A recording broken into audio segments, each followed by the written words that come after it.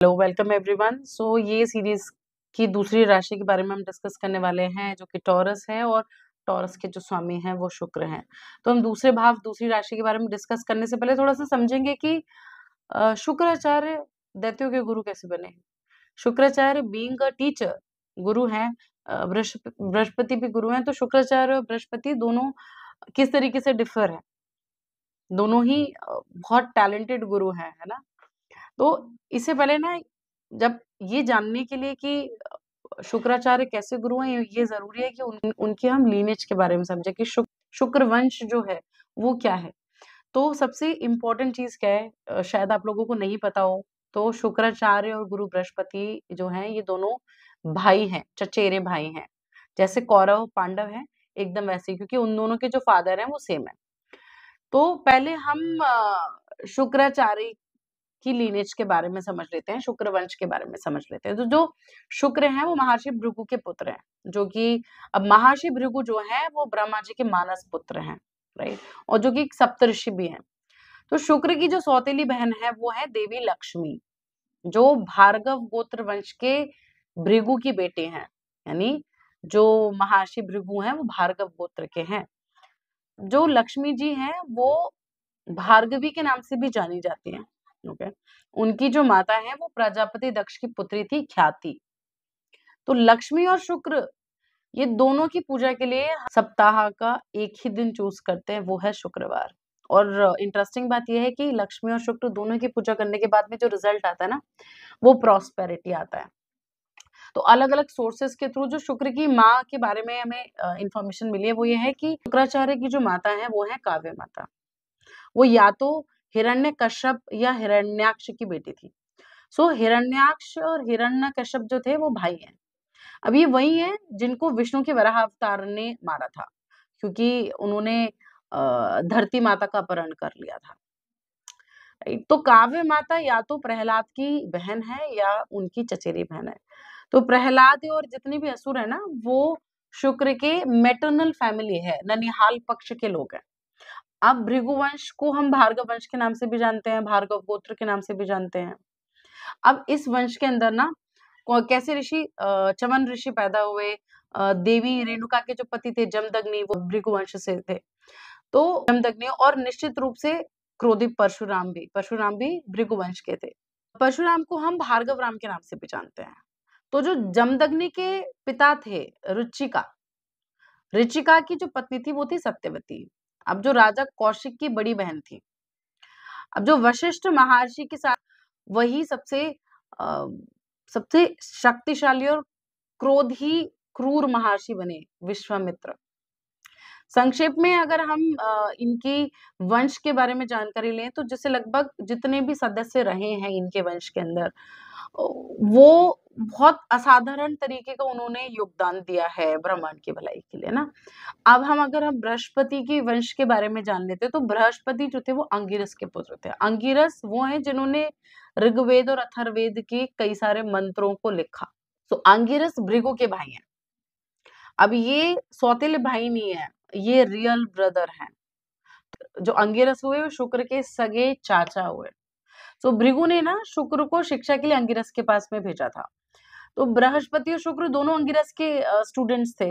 अब शुक्र लेकिन थोड़े ज्यादा प्रतिभाशाली थे बृहस्पति के कंपैरिजन में। लेकिन बृहस्पति अंगिरस के पुत्र थे, जिसकी वजह से थोड़ा पक्षपात किया उन्होंने। वो उनको ज्यादा फोकस करके पढ़ाते थे, बृहस्पति को ज्यादा अच्छे से समझाते थे, शुक्राचार्य को लेकिन निग्लेक्ट करते थे। तो इससे जो शुक्राचार्य थे उन्होंने काफी इंसल्टेड फील किया। उन्होंने फिर ऋषि गौतम को अपना नेक्स्ट टीचर चूज किया। अब इंद्र और बृहस्पति जो थे वो दोनों फ्रेंड्स थे। बृहस्पति को देवगुरु की गद्दी मिल गई, जो कि भाई भतीजेवाद से समझ लो या ये कह लो, बट वो योग्यता से नहीं मिली। मतलब मेरिट के थ्रू बृहस्पति को देवगुरु की गद्दी नहीं मिली। तो इन दोनों में ना शुक्राचार्य ज्यादा निपुण थे, वो ज्यादा टैलेंटेड थे, वो ज्यादा डिजर्विंग कैंडिडेट थे। तो शुक्र को फिर से नीचा देखना पड़ गया। तो उन्होंने देवताओं के जो शत्रु हैं वो थे असुर, तो उन्होंने असुरों का गुरु बनना स्वीकार किया। उसके तुरंत बाद ना देवताओं और असुर में बीच हो गया, जो कि बहुत फ्रीक्वेंट था। देव असुर संग्राम बहुत फ्रीक्वेंट था। तो उससे असुरों का नाश हो गया। अब ये देखते हुए देवताओं को आसानी से हराया नहीं जा सकता, तो शुक्र ने देवताओं को हराने के लिए ना तपस्या करना शुरू किया। तो कैलाश पर्वत पे जाके तपस्या करने का उन्होंने फैसला किया। तो उनकी जब तपस्या सफल हो गई थी, तो उनको शिव जी ने ना मृत संजीवनी मंत्र प्रदान किया। अब इंद्र और शुक्र, इंद्र जो थे वो शुक्राचार्य के तप को देख के डर गए। मतलब इंद्र तो ऐसे थे कि कोई भी तपस्या करता था ना, उससे डरने लग जाते थे। तो अब उन्होंने क्या किया क्या कि जब तक शुक्राचार्य तपस्या करेंगे, तब तक वो सारे असुरों को खत्म कर देंगे।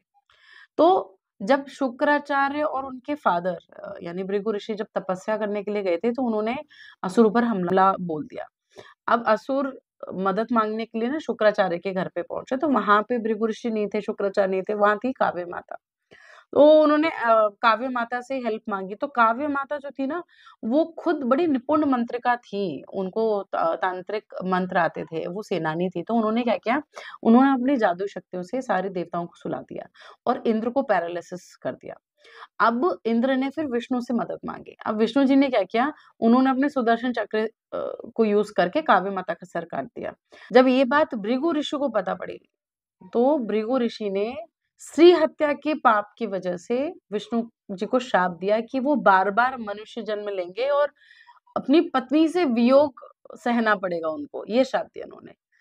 पर इंटरेस्टिंग बात क्या है कि जो काव्य माता थी, वो विष्णु की सौतेली सास है।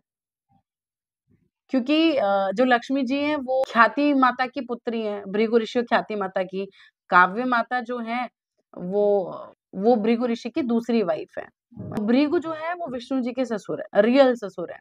तो भृगु ने अपनी ही बेटी को श्राप दिया, अपने ही पति से अलग होने का श्राप दे दिया। तो भृगु ने ना अपनी तांत्रिक शक्तियों के थ्रू अपनी पत्नी को फिर से जीवित कर दिया। अब इन घटनाओं से ना इंद्र भयभीत हो गए। उन्होंने उनकी जो सबसे पसंदीदा टेक्निक थी उसका उन्होंने उपयोग किया। तो उन्होंने क्या किया, जब जब भी कोई तपस्या करने बैठता था ना, इंद्र किसी न किसी अप्सरा को भेज देते थे तपस्या भंग करने के लिए। तो इस बार उन्होंने क्या किया, उन्होंने अपनी ही पुत्री जयंती को शुक्र को सेड्यूस करने के लिए भेज दिया। अब जयंती इस चीज़ को देख कर के चौंक गई कि उनके फादर क्या बोल रहे हैं। But still she chose to go there. अब जब वो कैलाश पे पहुँची जहाँ पे शुक्र तपस्या कर रहे थे, तो उन्होंने ना उनके तप को भंग करने के बजाय में ये डिसाइड किया कि जब तक शुक्र तपस्या करेंगे तब तक वो उनकी बाकी सारी चीज़ों में हेल्प करेंगे, सर्विस में हेल्प करेंगे। तो फूल तोड़ के लाना पूजा के लिए, उनका बिस्तर बनाना, खाना पकाना, साफ-सफाई रखना, ये सारे काम उन्होंने करना। तो फिर जब शुक्र की जब तपस्या पूरी हो गई, उनको संजीवनी मंत्र मिल गया। तो उनकी सर्विस से खुश होकर के ना शुक्राचार्य ने जयंती को बोला कि आप कोई भी वर माँगिए कि मैं प्रसन्न हूँ। तो जयंती ने फिर बोला कि वो शुक्राचार्य से शादी करना चाहती है। तो शुक्राचार्य और जयंती की ना पुत्री पैदा हुई जिसका नाम था देवयानी। अब इसके बाद जितने भी युद्ध हुए, उन सब में ना देवता हार गए। शुक्र एक कुशल स्ट्रैटेजिस्ट भी थे। अब वो क्या करते, शुक्राचार्य अपने मंत्र से जितने भी मरे हुए असुर थे उनको पुनर्जीवित कर देते। इसकी वजह से ना देवताओं की जो संख्या थी वो कम हो गई और असुरों की संख्या ज़्यादा हो गई। हार करके जब वो निराश हो गए, तो उन्होंने बृहस्पति ने अपने ही पुत्र कच्छ को शुक्राचार्य के पास में संजीवनी विद्या सीखने के लिए भेजा। तो बृहस्पति ने उनसे कहा कि शुक्र को उनकी अगर कोई भी चीज़ कामना करे ना, तो शुक्र की बेटी है देवयानी जो कि कच्छ को पसंद करती है। तो वो शुक्र की बेटी देवयानी का उपयोग कर कर सकते हैं। तो शुक्राचार्य ने कच्छ को शिष्य के रूप में स्वीकार तो कर लिया, लेकिन उनको ना संजीवनी विद्या नहीं दी। अब इस बीच देवयानी तो कच्छ से काफ़ी ज़्यादा इम्प्रेस हो चुकी थी। वो उनसे प्रेम भी करने लग गई थी, तो असुरों का डर और बढ़ने लग गया कि कच्छ विद्या सीख लेगा। जब कच्छ उनसे विद्या सीख लेगा, तो फिर असुरों के विरुद्ध उस चीज़ को यूटिलाइज़ करेगा, क्योंकि है तो देव बृहस्पति का पुत्र ही। तो उन्होंने ना हर तरीका यूज़ किया असुरों ने मारने का। अब हर बार असुर कच्छ को मार देते, हर हर बार शुक्राचार्य कच्छ को संजीवनी विद्या से जीवित कर देते। तो जो असुर थे ना, असुर ने इस बार क्या किया, असुर ने इस बार कच्छ को मारा, जलाया, उनकी जो भस्म थी शरीर की, वो भस्म उन्होंने अ, ड्रिंक्स में मिला कर के, मतलब मदिरा में मिला कर के शुक्राचार्य को दे दी। तो जब देवयानी परेशान हो गई। देवयानी देखा तो कच्छ दिख नहीं रहा, कच्छ कहीं पे है नहीं, तो उन्होंने फिर अपने पिता को बोला। अब शुक्राचार्य ने जब आवाज दी, शुक्राचार्य के शरीर के अंदर से ही आवाज आई कच्छ की, तो कच्छ को फिर पुनर्जीवित करने के लिए उनको मृत संजीवनी विद्या सिखानी पड़ी। उन्होंने जब कच्छ शुक्राचार्य के पेट में थे, उसी टाइम पे उन्होंने शुक्राचार्य ने कच्छ को विद्या सिखाई। जब वो उनके पेट से बाहर आए, शुक्राचार्य के पेट से जब कच्छ बाहर आए, तो उन्होंने फिर शुक्राचार्य को जीवित किया। तो इससे क्या, कच्छ का तो जो मोटो था वो पूरा हो गया। उन्होंने कच्छ बृहस्पति के स्थान पे जब वापस जाने लगे, तो देवयानी ने उनसे शादी का प्रपोजल रखा, लेकिन उन्होंने ये कह करके मना कर दिया देवयानी को कि मैं तुम्हारे पिता के पेट से बाहर आया हूं, तो मैं तुम्हारा भाई हुआ। इस चीज को देख करके देवयानी को बहुत गुस्सा आया और उन्होंने कच्छ को श्राप दिया कि जो भी विद्या उन्होंने शुक्राचार्य से सीखी है वो उसको यूज नहीं कर पाएंगे। कच्छ ने देवयानी को श्राप दिया। कच्छ ने बोला कि तुमने मेरे को विदाउट रीजन श्राप दिया है, तो तुम्हारी जो शादी है वो किसी ऋषि से नहीं होगी। तो उसके बाद में देवयानी की जो शादी हुई वो चंद्रवंश के राजा से शादी हुई, जिसका नाम था ययाति। उनके जो वंशज थे वो थे यादव, यानी कृष्ण और कौरव। तो ययाति के वंशज थे कृष्ण, कौरव और पांडव जो थे। दो फाइट होती थी असुरों में और देवताओं में। तो इसको बैलेंस करने के लिए विष्णु ने समुद्र मंथन का अरेंजमेंट किया कि समुद्र मंथन किया जाएगा और उसमें से धन्वंतरी भगवान अमृत लेकर के निकलेंगे और वो देवताओं के पिला देंगे। तो उससे क्या होगा कि जो इम्बैलेंस हो रखी है एनर्जी, वो बैलेंस हो जाएगी। अंत में कि जो देवता और असुर हैं वो दोनों सौतेले भाई हैं और ये कश्यप ऋषि के पुत्र हैं। देवों की जो माता है वो है अदिति और असुरों की जो माता है वो है दिति, जो कि सगी बहनें हैं। तो कश्यप ऋषि की जो पत्नियां हैं, प्रजापति दक्ष की 13 पुत्रियां थी, वही दक्ष जिनकी पुत्री का विवाह शिव से हुआ था, है ना। तो इंद्र की जो पत्नी है वो है साची देवी। अब ये दानव पुलोमन की बेटी है। पौराणिक ग्रंथों के अंदर ये चीज स्पष्ट है कि इंद्र शची पर इतना मोहित हो गए थे कि उन्होंने उनके साथ में जबरदस्ती की। अब ये जानने के बाद में पुलोमन ने इंद्र को शादी करने की धमकी दी। तो इस तरीके से इंद्र ने साची देवी से शादी की। अब इंटरेस्टिंग बात क्या है इसमें कि शुक्र ना सिर्फ एक पुजारी थे, ना सिर्फ एक मांत्रिक थे, बल्कि एक बहुत अच्छे योद्धा भी थे। तो शुक्र ने अपनी पपौत्र, उनके ग्रैंडसन जो थे वो थे जमदग्नि के साथ में मिलकर धनुर्विद्या पर एक ग्रंथ लिखा था, जो अभी गायब हो चुका है, नहीं मिलता है। अब इसी धनुर्वेद से कहीं अधिक श्रेष्ठ माना जाता है। तो जो विष्णु थे, सारंग धनुष धारण करने वाले, और शिव पिनाक धनुष। तो विष्णु का जो धनुष था वो था सारंग और शिव का जो धनुष था वो था पिनाक। इनके बीच इस बात पर लड़ाई हुई कि किसका धनुष श्रेष्ठ है, सारंग या पिनाक। तो दोनों धनुषों को सुरक्षित रखने के लिए ना उन्होंने जमदग्नि को सौंप दिया था। अब जमदग्नि के जो पुत्र और विष्णु के अवतार परशुराम ने सारंग को उठाया और उसका उपयोग किया। वो इतना कुशल धनुर्धर था कि उन्होंने अकेले ही पूरे कौरव वंश को कई बार नष्ट कर दिया था और पिनाक को अंत में जनक वंश को दिया गया। तो उन्होंने क्या किया, उन्होंने विष्णु के शक्तिशाली धनुष सारंग का उपयोग किया, जो कि खुद विष्णु जी ने उनके दादा रुचिका को दिया था। परशुराम ने सबसे पहले सहस्त्र अर्जुन और उनके वंशजों को हराया, जिन्होंने उनके पिता जमदग्नि की हत्या कर दी थी। उसी सहस्त्र अर्जुन ने पहले रावण को हराया था और कैद कर लिया था, और रावण के दादा पुलत्स्य ब्रह्मा के अनुरोध पर रिहा कर दिए गए थे।